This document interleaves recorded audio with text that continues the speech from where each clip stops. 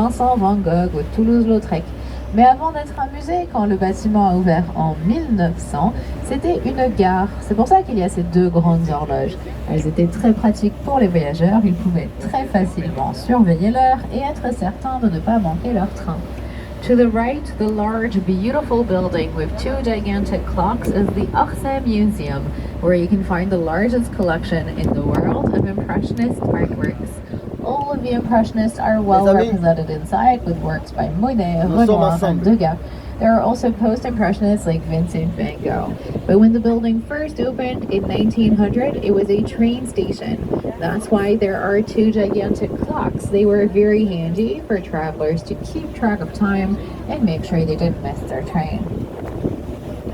And to the left, this is another famous museum of Paris. To the left, the Louvre Museum. À gauche, le Louvre, c'est un musée exceptionnel à plus d'un titre. Le bâtiment lui-même est très intéressant. Il a une histoire longue de 8 siècles.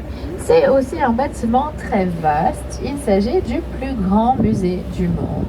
Ses collections sont impressionnantes.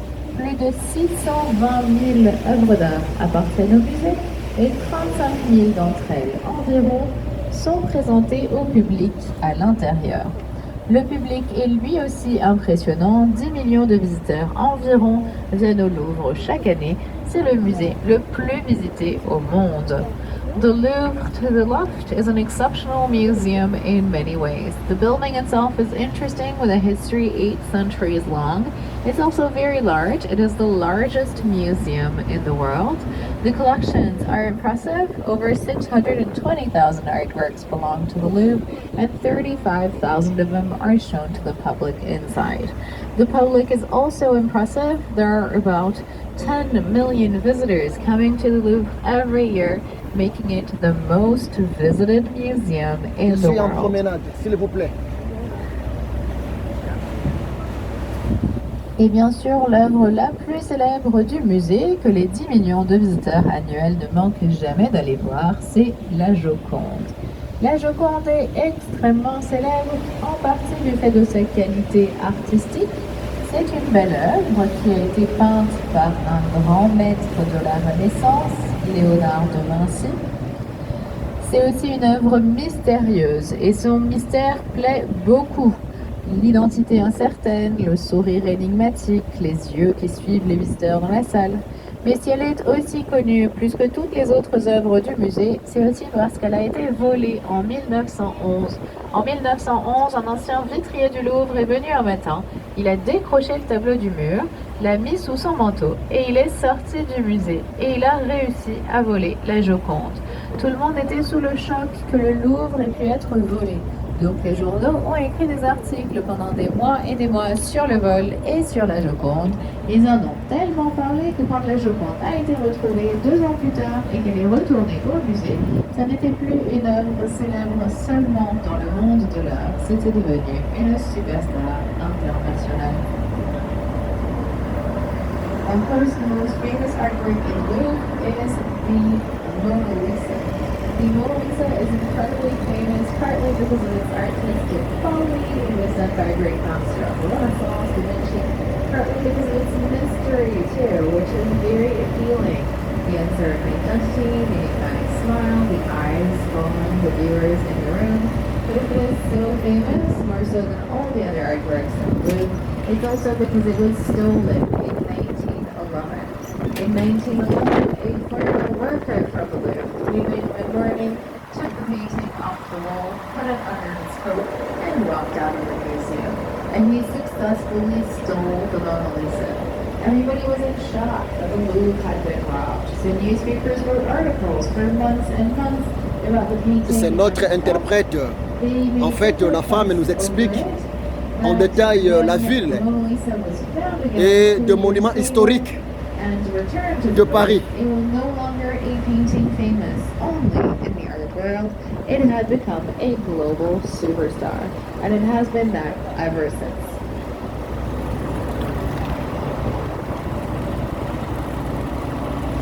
Devant nous, le pont Neuf porte un nom assez amusant quand on sait que ce pont n'est pas nouveau du tout. C'est en réalité le plus vieux pont de tout Paris.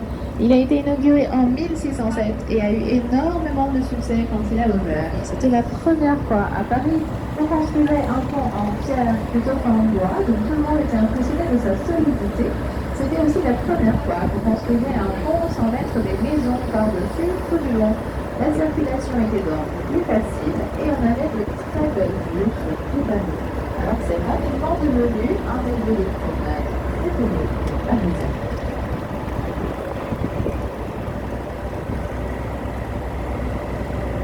We are going to cross Pont Neuf. The name means new bridge, a funny name considering this is the oldest bridge in the whole of the city.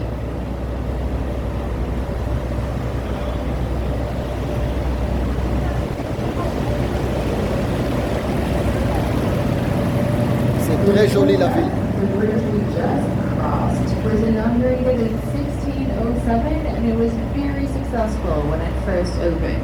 It was the first time in Paris a bridge was made in stone rather than traditional wood, so everyone was impressed with how solid it was. It was also the first time a bridge was made without houses being put on top all over it. This means traffic was made easier, and it offered great vistas over the city. So it soon became one of the favorite spots for people in Paris to go out for a walk.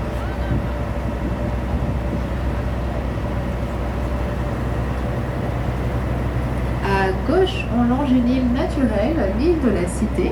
L'île de la Cité à gauche, c'est le berceau de la ville de Paris. Quand les premiers habitants se sont installés dans cette région au IVe siècle avant Jésus-Christ et qu'ils ont créé les premières maisons, les premiers bâtiments officiels, la toute première ville, c'est sur l'île de la Cité à gauche que ça s'est passé. Les premiers habitants s'appelaient les Parisiens. C'est pour ça que Paris s'appelle Paris. C'est simplement que les premiers habitants s'appelaient le peuple parisien. To the left, we're sailing along a natural island called Ile de la Cité, which is the birthplace of Paris. When the first settlers arrived in this region in the 1st century BC, and they created the first homes, official buildings, the first city. It's on the island to the left that it happened. The first settlers here were called the Parisi people. They are the reason why Paris is called Paris. It's simply that the first inhabitants were called the Parisi people.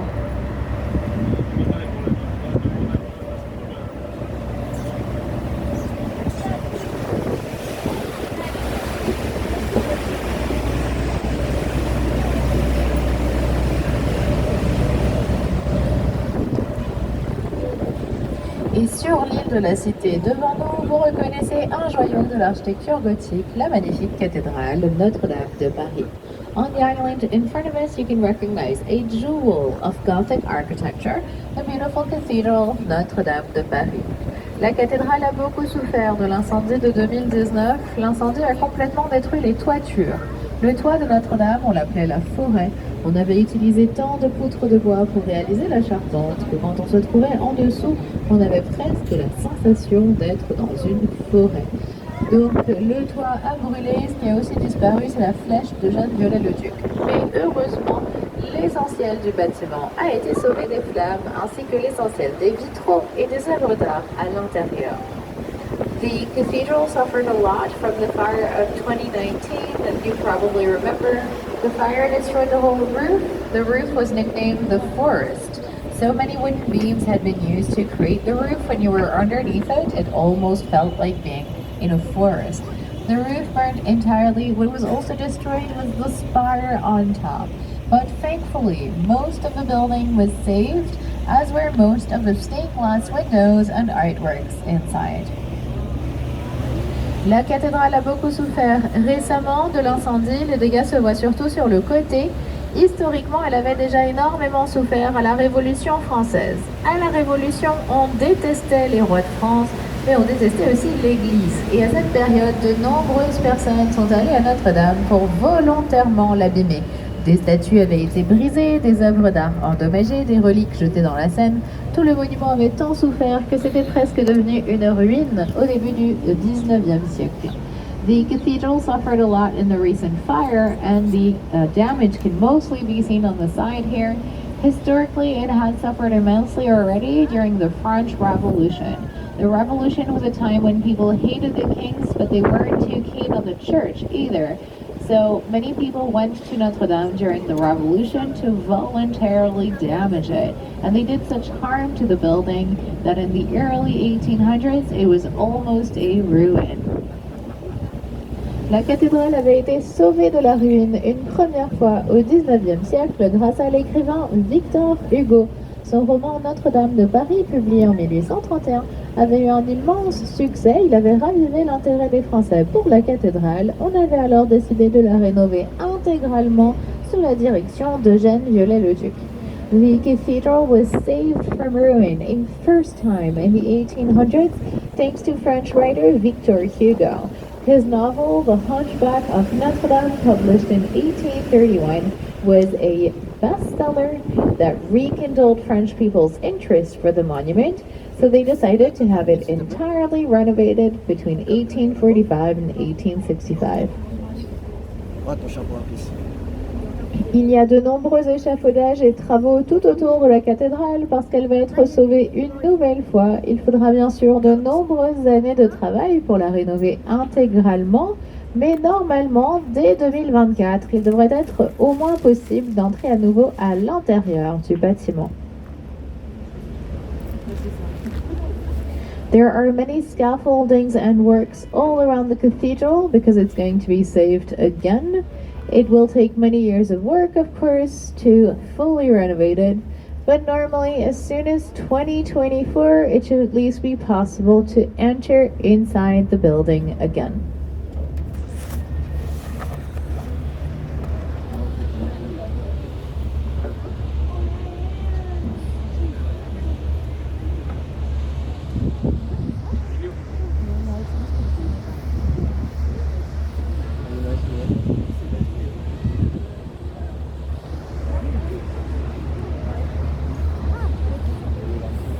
Sur le pont de la Tournelle, devant nous, du côté droit, il y a une grande statue en pierre qui nous tourne le dos pour le moment. C'est la protectrice officielle de Paris, Sainte Geneviève. On the Tournelle Bridge on the right side, there is a towering statue in stone with its back to us for now. It's the official protector of Paris, Sainte Geneviève. Geneviève est la sainte patronne de Paris parce qu'elle a défendu la ville en 451. En 451, le redoutable général Attila s'approcha de Paris à la tête de l'armée des Huns. Il venait pour piller Paris et massacrer les Parisiens. Tout le monde avait terriblement peur d'Attila, il était surnommé le fléau de Dieu. Les Parisiens commençaient à s'enfuir, laissant la ville sans défense. Mais Geneviève, sur le pont à droite, a décidé de rester, de protéger Paris et ses habitants. Elle a sauvé la ville et a été nommée protectrice officielle de Paris. Geneviève, to the right on the bridge that we're now crossing, was named the official protector of Paris after she saved the city in 451. In 451, General Attila was nearing Paris with the army of the Huns. He was coming to loot and pillage. Everybody was terribly scared. People were fleeing the city, leaving Paris without defenses. Geneviève decided to stay to defend Paris and its inhabitants. She essentially saved the city and was therefore named the official protector of Paris. Ici, je vais marquer une courte pause dans le commentaire. N'hésitez pas à en profiter si vous souhaitez passer au bar à l'arrière, si vous avez besoin de passer aux toilettes ou si vous voulez récupérer une couverture. I am going to have a short break here. Don't hesitate to use this as an opportunity if you wish to go to the bar at the back or if you need to use the restroom.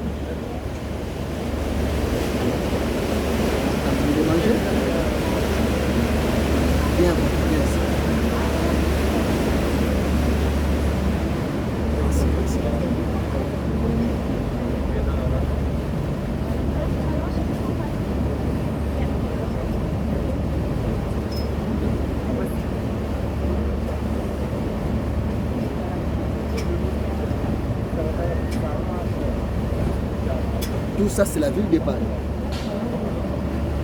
T'as aimé? Je peux te mettre des pouces si tu veux. Et regarde.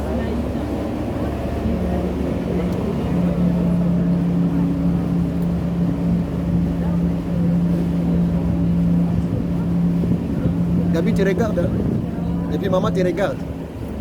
Maman te regarde. Depuis la maison. Bien sûr. Non, elle regarde. Oh, la ville de Paris. C'est une jolie ville.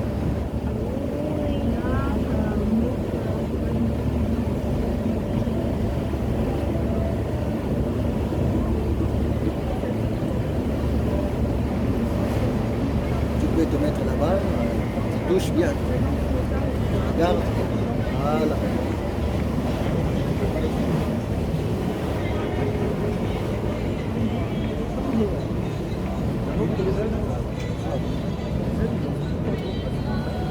Allez, champion.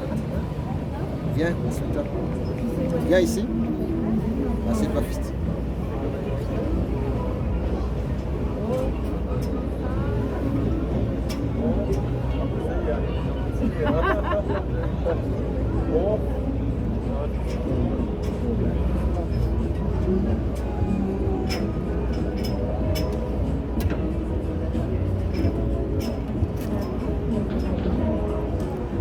T'as aimé la sortie? Lève les doigts dans la bouche. Sois sage, s'il te plaît.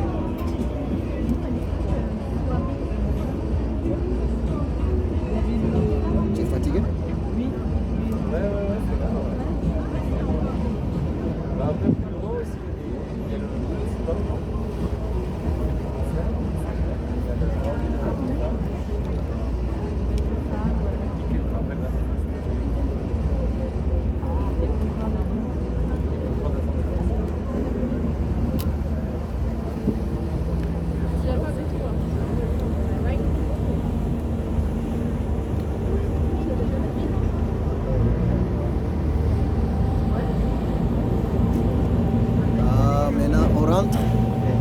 On fait demi-tour pour rentrer.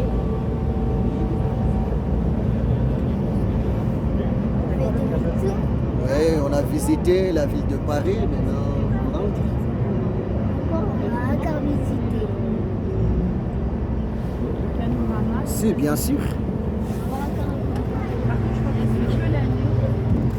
On a visité la ville, maintenant on rentre. C'est magnifique, cette ville. Encore faire.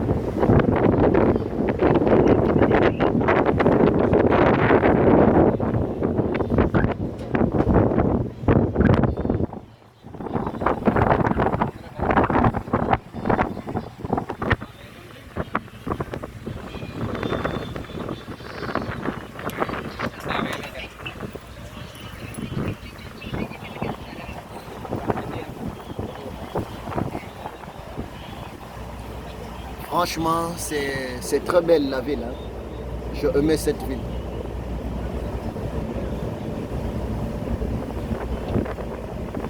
Et aujourd'hui, moi et mon fils, Gael, on a profité ensemble de passer notre journée dans le bateau touristique pour visiter cette belle ville de Paris, ici en France.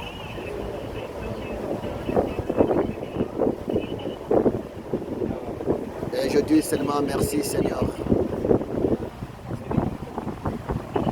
pour l'opportunité et la grâce.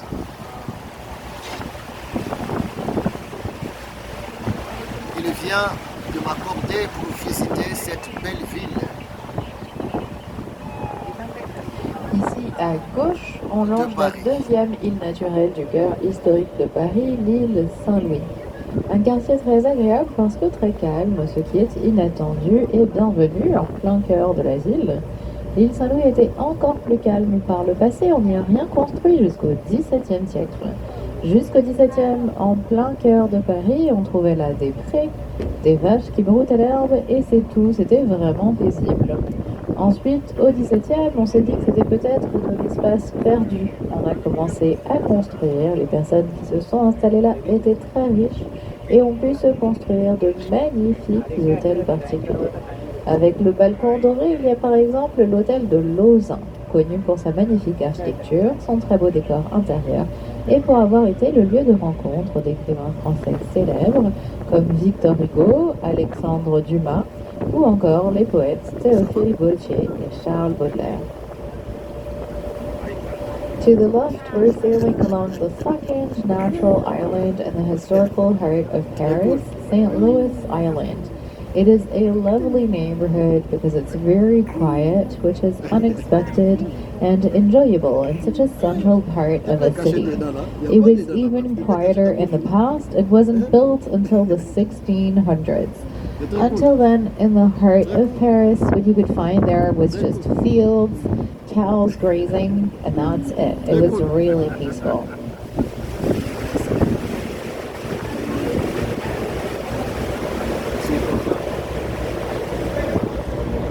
Afterwards, in the 1600s, people thought maybe it was wasted space. They started building. The people who settled here were very wealthy and could afford to create beautiful private mansions for themselves. So the architecture is really gorgeous and adds a lot of value to the whole neighborhood. À droite, tout le long des quais, il y a un grand nombre de boîtes vertes groupées par 4. Ce sont les bouquinistes de Paris. Les boîtes servent à vendre des bouquins, des livres d'occasion. C'est une tradition assez ancienne, il y a des bouquinistes à Paris depuis le XVIIIe siècle. Au début, les libraires de Paris étaient assez mécontents. Les libraires payaient un loyer pour leur boutique. Ils trouvaient que les bouquinistes vendant en plein air et ne payant pas de loyer, c'était de la concurrence déloyale. Ils ont cherché à les faire interdire, mais n'ont pas réussi du tout. La tradition est très bien implantée et très appréciée aujourd'hui. To the right, all along the river, you can notice green boxes grouped by 4. These are the bouquinistes. The boxes are meant for the sale of bouquins, second-hand books. There has been bouquinistes in Paris since the 1700s. When they first appeared, the booksellers of Paris complained quite a lot. Booksellers were paying rent for their bookshops. They felt that the bouquinistes selling outdoors, not paying rent, were unfair competition. They tried to shut them down, but they didn't manage it at all. The tradition is well established and well appreciated today.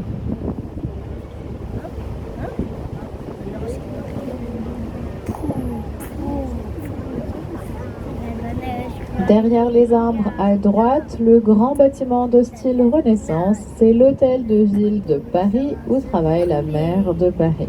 Il y a de nombreuses mairies à Paris. Il y a une mairie par arrondissement, il y a 20 arrondissements en tout. Mais la maire de toute la ville a la plus grande et la plus belle des mairies, l'hôtel de ville à droite.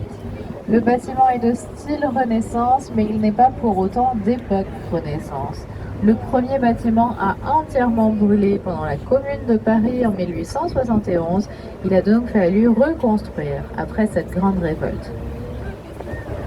To the right, the large building in Renaissance style behind the trees is the Hôtel de Ville, the city hall, where the mayor of Paris works.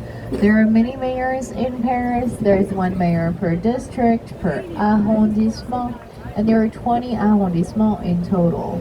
But the mayor for the whole of the city has the largest, nicest city hall, the Hôtel de Ville back there to the right. It is in Renaissance style, but that doesn't mean it's from the Renaissance time. The original building burnt entirely in a huge riot in 1871, la Commune de Paris, so the Hôtel de Ville had to be completely recreated after that date.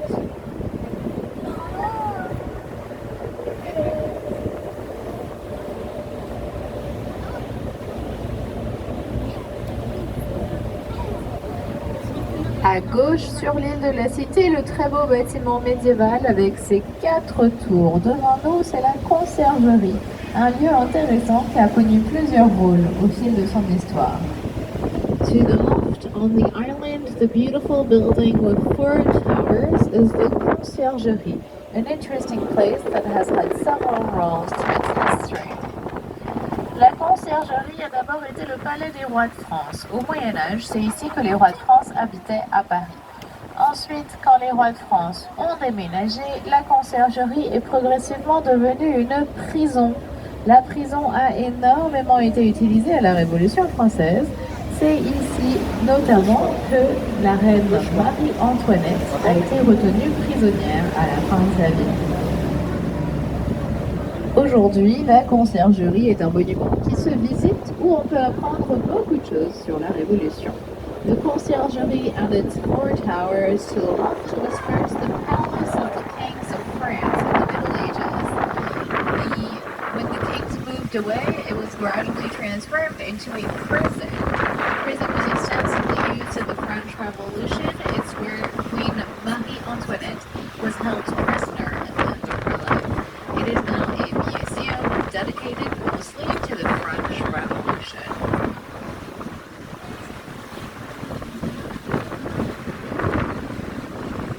Devant nous, on retrouve le Pont Neuf qui est décoré de façon curieuse. 384 visages sont sculptés tout le long et tous font la grimace. Ils cherchent à avoir l'expression la plus effrayante possible pour faire peur aux mauvais esprits, au mal, afin de protéger le pont et les passants. Pont Neuf Bridge is decorated in a funny way. There are 384 faces sculpted all along, and they're all making faces. They're trying to have the scariest expression possible to scare off evil in order to protect the bridge and the people going by.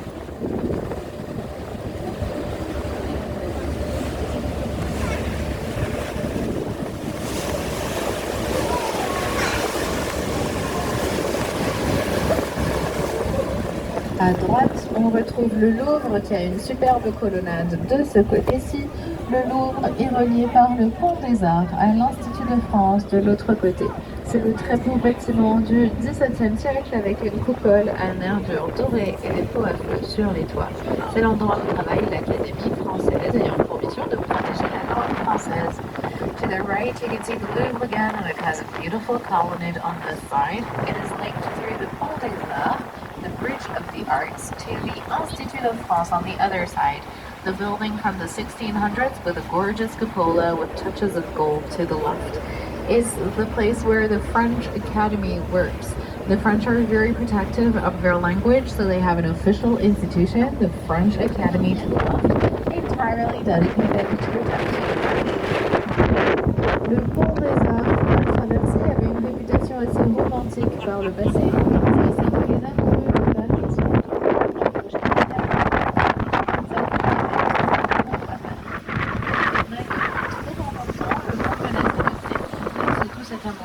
on a été obligé de tout retirer pour protéger le pont et aujourd'hui il a été rendu impossible d'y accrocher des camions.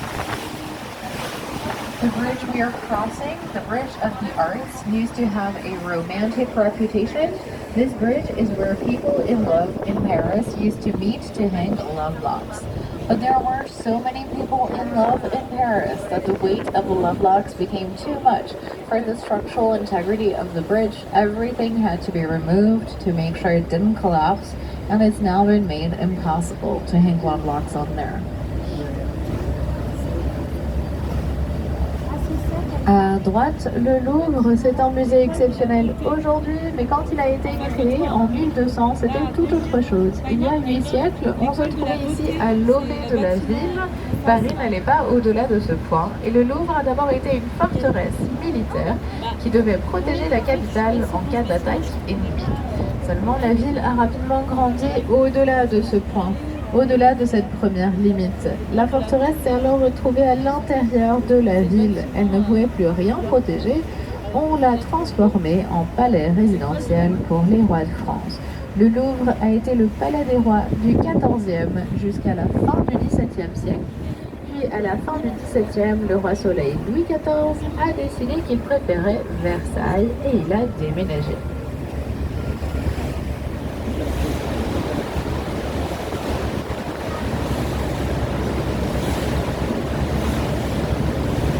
Le roi Soleil a quitté le Louvre pour s'installer à Versailles. Les artistes de Paris en ont profité pour s'installer au palais du Louvre sans autorisation. Ils ont squatté le Louvre pendant tout le XVIIIe siècle jusqu'à ce que la Révolution française transforme à nouveau le lieu et en fasse un musée en 1793. To the right, the Louvre is an exceptional museum today, but when it was first built in 1200, it was something completely different. In 1200, 8 centuries ago, we were here at the edge, at the limit of the city. Paris used to not go beyond this point. And the Louvre was first a military fortress supposed to defend the city in case of enemy attacks. However, the city soon grew beyond this early limit. The fortress ended up inside the city. But it did not have anything anymore, so it was transformed into a residential palace for the kings of France. The Louvre was the palace of the kings from the mid-1300s to the late 1600s. And then the Sun King Louis XIV decided he preferred Versailles. He moved away, and the artists of Paris settled inside the Louvre.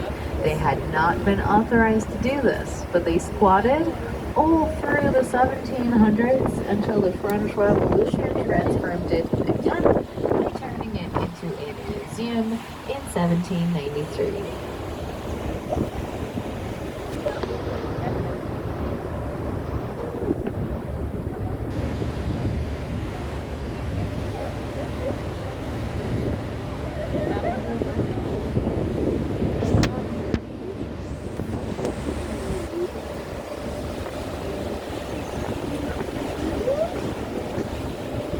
Devant nous, la passerelle Léopold Sédar Senghor, c'est un des ponts les plus récents de Paris, ainsi qu'un endroit où les amoureux de Paris, déçus par le pont des Arts parce qu'ils n'arrivent plus à accrocher leur cadenas, se sont réfugiés. On dit qu'après tout, ça pourrait tout aussi bien fonctionner sur cet autre pont. Donc à mesure qu'on approche, vous allez pouvoir voir, surtout au milieu du pont, un grand nombre de ces problématiques cadenas d'amour. Leopold Sédar Senghor Bridge is a place where people in love in Paris, disappointed by the Bridge of the Arts because they can't hang their love locks anymore, decided this other bridge could work just as well in the end. So if you look overhead, you can see a large number of these problematic love locks. Au bout du jardin des Tuileries à droite se trouve le musée de l'Orangerie. Ces toits dépassent au-dessus des arbres. Les orangers étaient très à la mode dans les jardins à partir du XVIIe siècle, mais bien sûr, à Paris, la météo n'est pas appropriée pour des orangers. Donc pour s'assurer que les orangers ne meurent pas de froid en hiver, on était obligé de construire des bâtiments spécialement pour eux, des orangeries. L'orangerie des Tuileries à droite, c'est aujourd'hui un musée. Il n'y a plus d'orangers à l'intérieur. Il y a par contre des nénuphars, les nymphéas de Claude Monet sont une des plus belles œuvres de ce musée. To the right, at the end of the Tuileries Gardens, you can see the roof of the Orangerie Museum above the trees. Starting in the 1600s, orange trees were immensely fashionable in gardens, but of course in Paris, the weather is not appropriate for them. So to make sure they didn't die from the cold in the winter, buildings had to be created specifically for them, called orangerie. This one to the right is now a museum. There are no orange trees inside today, but there are watermelons painted by Impressionist Claude Monet. It's one of the major artworks inside. Côté gauche, le bâtiment officiel en cours de rénovation, c'est l'Assemblée nationale où les députés français votent les lois. To the left, the official building undergoing renovation is the National Assembly, one of two chambers of the French Parliament, where bills become laws in France.